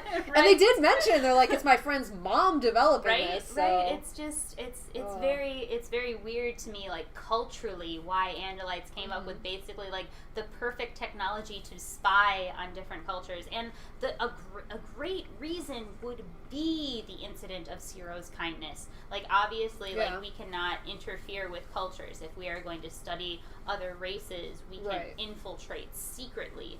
But at the same time, they're so like proud of who they are as a people and declaring who they are and having distinct ships and not hiding. Like it's just discordant. It's insane is what it is. It's just totally insane. Yeah, it's very strange, but like, that's why I want another perspective on Andalite, which is totally against our culture too, because they are so secretive. So we don't get a lot of it, but there's got to be some faction of, like, the military or something that's like, okay, here's your intelligence agency where they're like, this is Andalite society, here's what we're actually going to do. Like, right. It's... maybe we've only met, like, the shock troops, and, like, they're, like, interested in logistical concerns and how to feed the army and get in, and we're battling with the Yeerks. Obviously, we're drawing a line in the sand, so we're Andalites, banners declaring. Maybe that's all we've met, so we haven't met their, you know, like, secret research, like, facilities. So we don't get a lot of women. We, like, actually, for science. Like, specifically, like, the science part of their culture, we have Eldara, who's a child, and then not into science. Yeah. And also, so, like, she's super smart, but that's not, you know, her focus, like, her mom, who's, like, specifically looking at trees. And I have, like, it's not a quote from a book, but it's, like, how awkward she is interacting with her mom. Like, hey, Mom, I found a big tree. Would you measure it for, science? Sure, sweetie. I love science. I don't love you, but I do love science. Like, it was just such an awkward conversation. Yeah. Like, and when she's like, I didn't admit to her what it was for. What does it need to be for? You're just measuring a tree. Just say, I want to know how fucking tall the tree is. Like, science. You didn't need to get all weird about it, man. Right? You know, it was just a very awkward conversation. Yeah. And it doesn't need to be. You know, like, your mom likes plants. You're like, Mom, I'm measuring trees. Can you measure, like, all of them in this area? Yeah. And then, like, she can just write down the one that she cared about. I don't know. I don't get it either. It was very... so awkward. Like I said before, I wish there was, like, more cohesiveness in, like, their family. Almost like, you know, like, Rachel and Cassie, like, saying they're best friends. I wish there was more cohesiveness. Yes. Show me, don't like, I get that you're a family, but you're not acting like one. Yeah. Really? Like, you don't even know how to talk to your mom anymore. Like, you wouldn't be like, Mom loves plants. Mom, measure this tree. Yes! I've been waiting for you to ask me. We can talk about science. Oh, let's talk about how tall this tree is and why. And, like, if she had the leaves, too, if you want. And how many.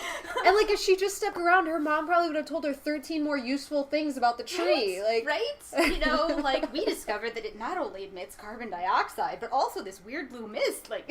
And where does the weird blue mist come from? And also, they're right by the deep. So how did they miss the deep when they were scanning the tree? Right? Like, what the fuck? The roots have to go somewhere, and it's probably not into the core molten part of the earth that's down there and exposed. And what is the rain made of that feeds this tree? Right? Like, so there's so much science and so little science. Yeah. She was like, I need only this one piece of information. Thank you, Mom. Like, it's gotta be that teenage, like, insolence where Mom's like, oh, let me tell you about the tree. And she's like, no, Mom, I know how tall it is. Fuck off, okay? Oh, man. Yes. Yeah, so I thought that conversation was really stilted, so I wrote my own. I liked that. I like your conversation. Oh, man. Okay, I'll try to get back to the plot and keep going. I believe in you. We're covering so much, though. It's good. We have content. We have content. So, yeah, Aldrea is looking at the deep when she's at that tree. She can't look away from it. And then we cut to Esplin. He decides that the Yeerks that get better host bodies and that move up in the ranks are Yeerks that make themselves worthwhile. So he decides he's going to become the leading expert on Andalites and spends, like, rocky kind of montage studying Andalite stuff, you know? He's like the first Yeerk xenobiologist, which is kind of cool, and also makes him seem smarter here than in other books. This whole book, I'm like, he must have just been torn down by the Yeerk society into madness. Like, something. He's so logical here. Like, I'm interested in this, and, like, I want to find out about this. And even, like, skipping way ahead, there's a scene where he sees Aldrea, and he's like, she was beautiful in that moment. And it wasn't like, oh, yeah, I'd bang that. It was like, this is, like, the form. My thing. This is what I'm into, and I'm seeing it like, I did kind of get a creepy. It was a little creepy. I was trying to defend him slightly because I actually feel bad for him. I get, like, the beauty of form. Like, you can think, like, let's go back to the trees. Like, a tree is a beautiful, like, perfectly symmetrical, like,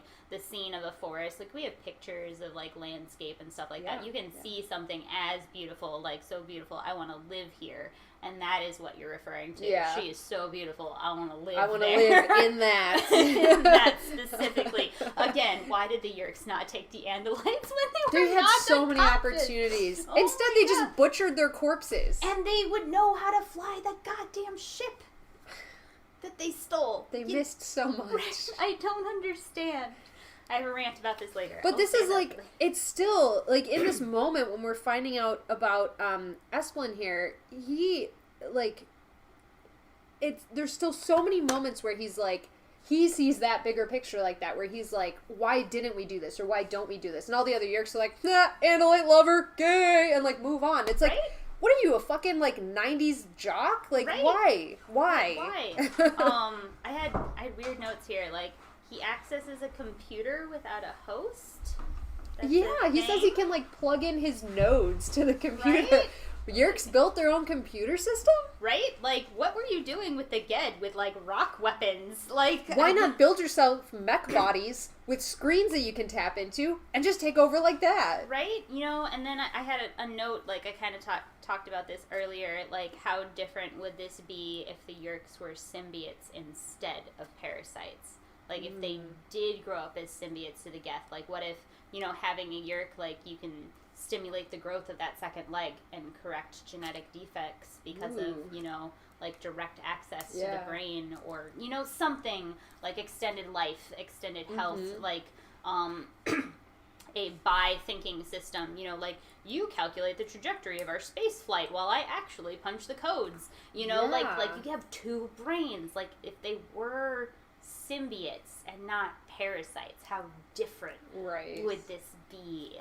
And I think we see that theme too with whenever we get a view into like a host body that's resisting, they make the Yeerks so much less effective. So it's like if you work together, you can be so much better. Like there's a lot to be said for that. And like that also, like they mentioned just coming up like very soon how getting a better host body is like a sign of rank and everything. But what if they were reluctant to leave the Geds because they're like, no, this is like who I'm attached to, like, this is my Ged, like, it would just have created a whole different.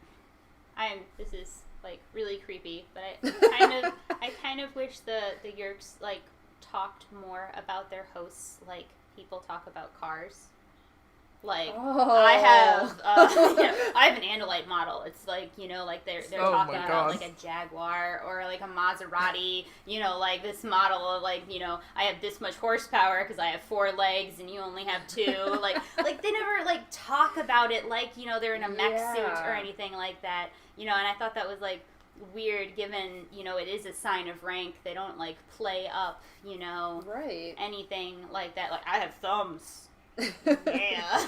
Cool, man. Like, anything like that. I could eat forever and never be full. I got a cheetah. I can outrun you. I can outrun you all. Yeah, that would be like... And that really would, like, make Visitor 3, like, the ultimate status symbol is, like, he can have any body. Like, and then, like, that would... I think probably preempt a total takeover of anyone that's more capable. Right? They would get more vicious towards the Andalites because they would all want to have that model. We also get a name drop of Actor 1154, who led the uprising against the Andalites. Yeah. That wasn't mentioned before.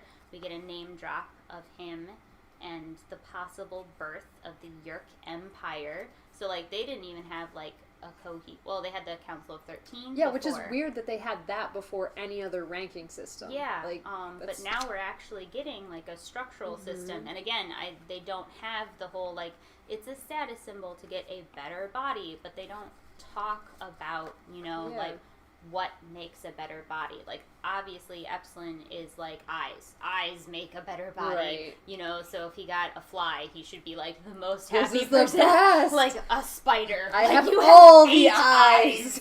you know? But, like, that's not how they talk about it. No. You know, they're not like, you know, I like speed models, you know, like, I like strong like, they don't talk about it like that. They're just like, this one's better. It's totally like...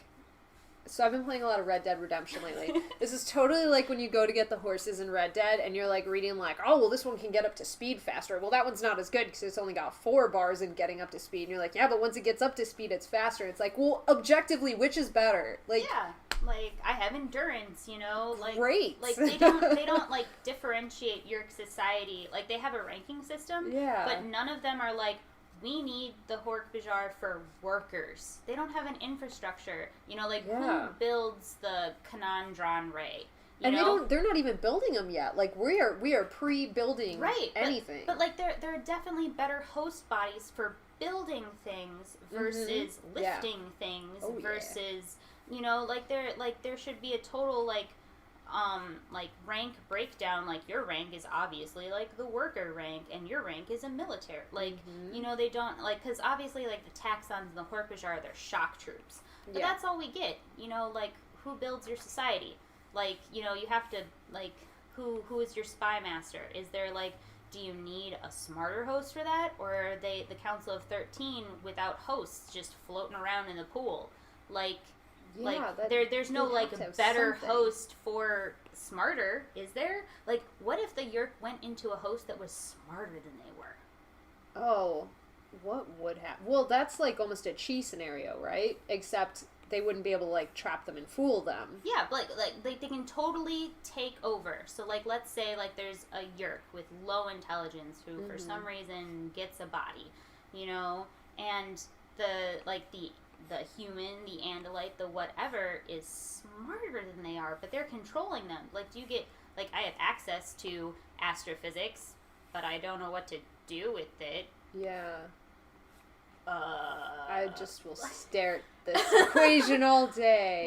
Right? Because it's one thing to, like, drive a body. Again, this is a really creepy line of conversation. But it's one thing to, like, drive a body, but they have the brain, too. They have all the memories. They, like, specifically go into, like, they're basically all of the Yeerks who have forms, especially on Earth, are spies.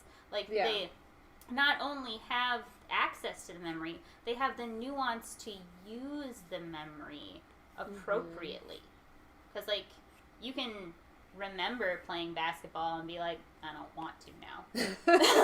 I hate basketball now. Like, I hate basketball. I can tell you, like, the star players for the past 15 years, and I have all their cards, and I can tell you what they're doing wrong in this game. And that just seems like a lot of, like, moving. That's just a lot of numbers. Like, I don't care. I have to keep following the shoes squeak a lot, and I'm not down with that sound. I agree with that. Like, as a human, I agree with that. You know, but they never go into that. Like, if the Yeerk's host is smarter than they are, can the Yeerk use that? They have to be able to. And, like, here's going to be my example, too, and to some other stuff that you said. They didn't, like, in their society as it was, which is all of them in a roiling pool of sludge, there was no need to have workers and troops and so on. And so, like, they develop it as they go. So they get the Geds, and they kind of came up with this idea of, like, okay, now we need troops, and then they take the troops, and then they realize we need workers. So they couldn't infest the Arn, but they use the Arn as workers.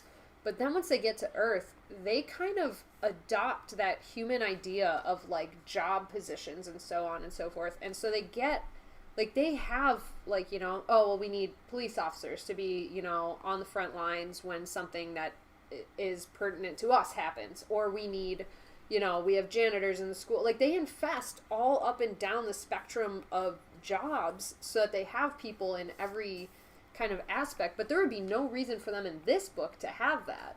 Oh, absolutely. But, like if you even go back to the Ged, like, you have a host body.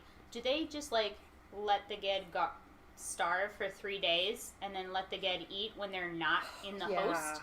How do they make the host come back to the pool? Like, they had to have a structure before that. The Ged had to be stupid enough to stick their head in the pool the first time for them to get a host ever, and then there had to be somebody who was like, I'm gonna go in this ear.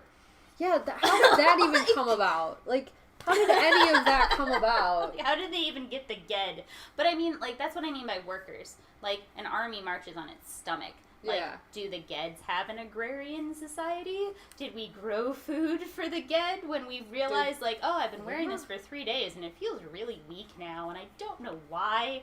Like, jeez. How long did it take them to realize that, oh, I don't feel well in here. I'm missing Kanandran rays. Like, Like, there's a whole bunch of, like, Yeah. Yeerk society, like, because they have to take care of their hosts. Like, if Right. they damage their hosts, they're damaging, again, there should be more car references. You know, there should be some people who are like, my car's awesome, I got a tan this week, you know, got my nails done, like, my car's fucking blinged out, like, I don't know Right. what you're doing with yours. Mine But- runs on fuel efficient. Like, Right. I have the Prius of host bodies. Right? I've shampooed this fur body like 27 times. There should be a Yeerk that's like, I have hair, and it's fantastic. Oh my I'm God. so fuzzy. Yeerks that just, like, focus entirely on appearance. And I'm like, I am the most beautiful. Right? You know, like, there's Yeah. something, because, like, I love this Epsilon perspective, because he's all about eyes. Andalites have 4 eyes, Yeah. so that's the one. That's the more, one I collect want. all Color, the eyes. right?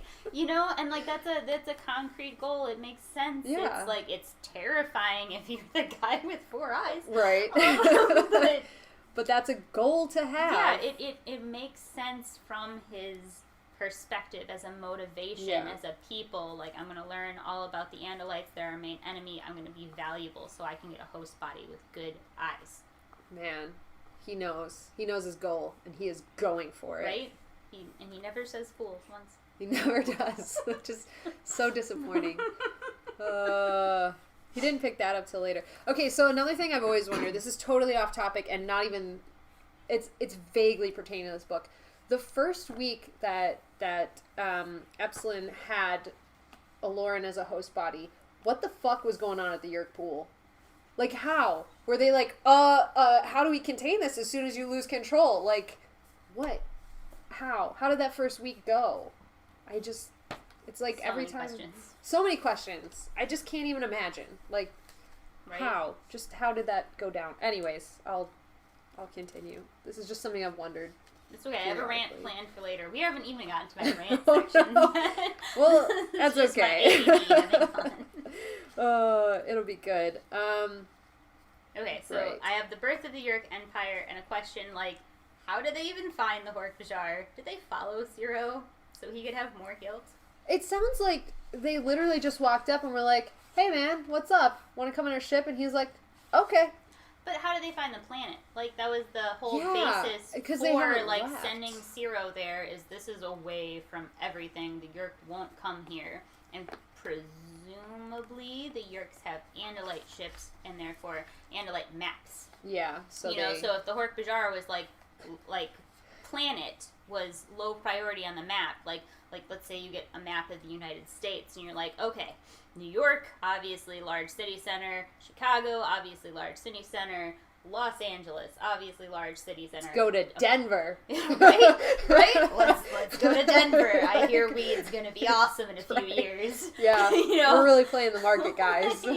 Yeah, it's- like so it doesn't make sense unless they came to the exact same logical conclusion as the Andalites. Like, the Andalites will never look for us here. Mm-hmm. Because they say specifically, like, the Hork-Bajir will serve our purpose as well. How Right. did you find them? Because they had to have been Ciro's job... looking through everything. Yeah, but Ciro's job was researching the Hork-Bajir. So they didn't have files Right. on the Hork-Bajir of the previously captured, now outdated ships. But his job was also to warn the Andalites if the Yeerks ever came onto this planet, which means they had to have known there was, for some reason, the Yeerks may have been interested in this planet. But then they probably would have been faster to respond to the SOS. Like, No. yeah, like, It's not like Andalite this knowledge. doesn't logically follow. They- They put him there because the Yeerks won't come here because it's not even on our radar. They probably marked it, Yeerks won't come here, and the Yeerks saw that, and the computers were like, fuck, we won't! Like, let's go, bitches! Right? Like, that's- Right? It's just, like, it's such a stupid... yeah, it's just, okay. Ugh. Yep, moving on, they're here. They're here. They're learning, they come back. Oh yeah, that's when we, there's the music tree happening as we cut back to Eldrea and Dak, and telling her about the guide tree. They're playing the music, and they're very quickly talking through this musical. It's basically a giant cello that they made, and then they find out, they communicate something like, the deep took 3 of our own and has produced a small species. And Dak's like, oh, that's weird. That doesn't usually make small species. And she's like, do they walk fucked up? And they're like, yes. And she's like, no, the Yeerks are here. So it was pretty great. And the next chapter is literally like a page and a half. And she just is like, I have to tell my dad that they're here. And then she's like, check the time in my Andalite brain. And she's like, no, I'm 15 minutes too late. Then we cut to Esplin's perspective, and he's on the ship orbiting above the Hork-Bajir homeworld. He's still in awe of this new body, and he's walking around observing the ship, talking about how it's an Andalite ship and they let all the grass die because they don't need it. And then this other Yeerk named Karger, I guess. There's a very weird name for a Yeerk. He basically talks shit all the time, so Esplin doesn't like him. They tell him, like, hey, we on this planet, there's 4 Andalites that we found, and Esplin's like, ah, yes, I will take over this mission. And they're like, yeah, I bet you'd really like that, dude. And he was like, okay, I'll just give you information then, because he's not like himself as we know him at this point. He's more like, oh, okay, I guess I'll just go with you. Fools. You fools. Yeah, so they go down there. They take Esplin with them because he's the lead intelligence on Andalites, and they're saying they've confirmed there's 4 on the planet, and they're like, okay, we see 3 in the scoop, we're gonna fire. And Esplin's like, no, hold until all 4 of them are there. And the pilots are like, okay, Andalite lover, like, whatever. So they fire on them anyways, and of course everything that Esplin predicted would happened, right, where they saw it, and now there's this whole thing that's gonna happen. Yeah, they ignore him. So then we cut to Eldrea's perspective, where she just watched her entire family and her scoop be incinerated by the shredder. Oh, and you just, like, skipped over her, like, preserving the memory of a better time in her mind. And it was very, like, my mom's researching, my brother's playing video games, my dad's staring at something, I'm preserving this for, like, it's just... They do that a lot. I wanted to feel more heartbreak here than I actually did. I didn't. Like, I was like, okay, that's nice. Right. It just felt like such a stepping stone to get on with, like, now that my family's gone, I have a real plot. Yeah, and they try to make it sound like when this happens, she's screaming like, no, they're dead, and like, Dak is trying to like get her attention and say like, he literally like pulls her face at one point and like puts her face on his, and she's like, but I have stalk eyes, I can still see, and like, they play it up, but it's not genuine. Yeah. Like, it doesn't feel genuine.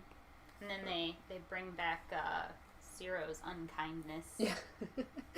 After that. They decide to bully a child because they're the Yeerk Empire, and that's what they're best at, honestly. And I kind of wish there was a Yeerk there, because, like, it was a pretty good tagline. Like, you've killed my father, prepare to meet Ciro's unkindness. Yeah, and she was like, this is the flip side of the coin, and it's like, oh, well, no one heard that. Yeah, you're just talking to yourself. Yeah. You sound kind of weird. This sounds insane. You're just yelling at yourself in a room.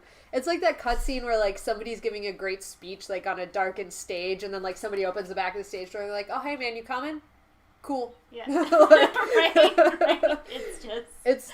It's, like, so epic talking to yourself. Yep. Hey, Andalite Bandalites, you didn't really believe that we could wrap up the entire Hork-Bajir Chronicles in one episode, did you? Did you? I didn't. Well... That's not true. At first I did, and then we started talking, and we definitely can't. I think these 2-parters are going to become a chronic problem. For the Chronicles, at least. So, yeah, as you've guessed at this point, we have another episode coming out for you in 1 week, which is exciting for me. And then we will be back to our regularly scheduled programming. And on February 1st, you will get book 23, I believe, which is Tobias's book. So, yeah, good news, I hope, for most of you. We will be switching to that weekly schedule for a short time. So thank you, Joyce, so much for recording with us. I cannot say it enough that thank you. Just thank you so much for recording with us. And as always, if you want to talk to Kaycie or myself, you can email us at anonymousanimorphs@gmail.com. You can reach out to us on Twitter, which is at Animorphs Anon. You can follow us on Instagram and see all the terrible images that I make at Animorphs Anonymous. And you can also find us on Facebook at Animorphs Anonymous. Or you can follow our super secret, super awesome group, which is facebook.com/group/Animorphs Anonymous. So feel free to reach out on any of those mediums if you have complaints, concerns, compliments. That's all I can come up with right now. But yeah, thank you guys so much for listening, and see you in a week. And thank you again, Joy. Bye.